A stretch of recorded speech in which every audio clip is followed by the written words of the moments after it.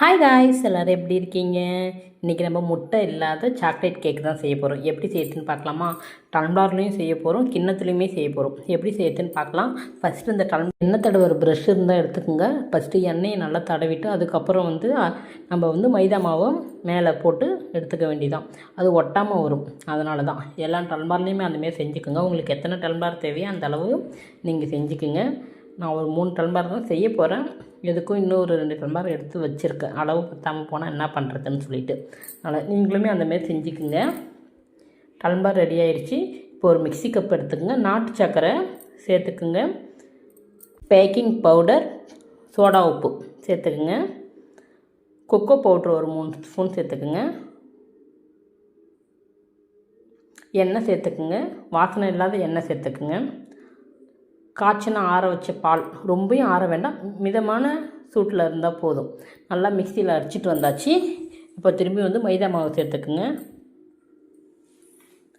பால் இருக்கிற பாலையும் சேர்த்துக்கலாம். நல்லா அடித்தாச்சிங்க மிக்சியில் போட்டு. இப்போ டம்ளரில் ஊற்றிக்கலாம். ரொம்பவும் தண்ணியாக இருக்கக்கூடாது, இந்த லெவலில் இருந்தால் போதுங்க.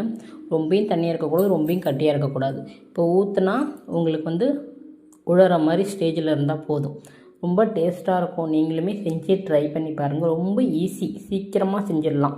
இப்போ மேலே உங்களுக்கு தேவையான நட்ஸு போட்டுக்குங்க. இல்லைனா நீங்கள் சாக்லேட் இருந்தால் போட்டுக்கலாம். நான் சாக்கோ சிப்ஸ் இருந்தது, அது போட்டுக்கிறேன். உங்கள் விருப்பம், நீங்கள் என்ன வேணுமோ நீங்கள் போட்டு எடுத்துக்கலாம்.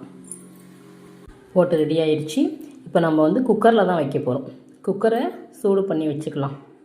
நான் ஏற்கனவே பக்கத்தில் இந்த அடுப்பில் சூடு பண்ணி வச்சுருக்கேன். ஒரு 10 நிமிஷம் நல்லா அனலாக இருக்கட்டும்ங்க. அதுக்கப்புறம் நம்ம கலவோடு போட்டு அது மேலே ஒரு தட்டு போட்டுக்கலாம். உங்கள்கிட்ட குக்கர் இருந்தால் வச்சுக்கோங்க, இல்லைனா நீங்கள் வேறு ஏதாவது பாத்திரத்தில் கூட வச்சுக்கலாம். அது உங்களோட விருப்பம்தான். அந்த தட்டு மேலே எல்லாத்தையும் வச்சாச்சு. டம்ளர்லாம் வச்சு க்ளோஸ் பண்ணிங்க. மேலே விசில் எடுத்துருங்க. இதை எடுத்துருங்க, பெல்ட்டையும் எடுத்துருங்க. அவ்வளோதான். எனக்கு 20 நிமிஷத்துலேயே வெந்துருச்சு. இப்போ குத்தி பார்த்திங்கன்னா ஒட்டாமல் வந்தாலுமே கேக் ரெடி ஆகிடுச்சின்னு அர்த்தம். நல்லா புஃப்னு இருக்கும்.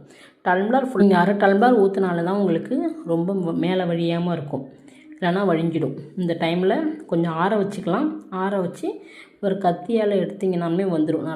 நல்லா சாஃப்டான புஃப்னு சாக்லேட் கேக் ரெடி ஆகிடுச்சிங்க. ரொம்ப ஈஸியாக வீட்டிலையே செய்யலாம். நல்லா சாஃப்டாக இருக்கும். நீங்களுமே செஞ்சு ட்ரை பண்ணி பாருங்கள். ரொம்ப டேஸ்ட்டான சாக்லேட் கேக் ரெடி ஆகிடுச்சிங்க.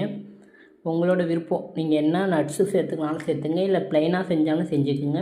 இதே மீதி இருந்ததை நான் கேக்கு ஒரு கிண்ணத்தில் ஊற்றி வச்சுருந்தேன். இது எவ்வளோ ரவுண்ட் ஷேப்பில் அழகாக இருக்குது பாருங்கள். செம்ம டேஸ்ட்டாக இருக்குங்க. நீங்களும் செஞ்சு ட்ரை பண்ணி பாருங்கள்.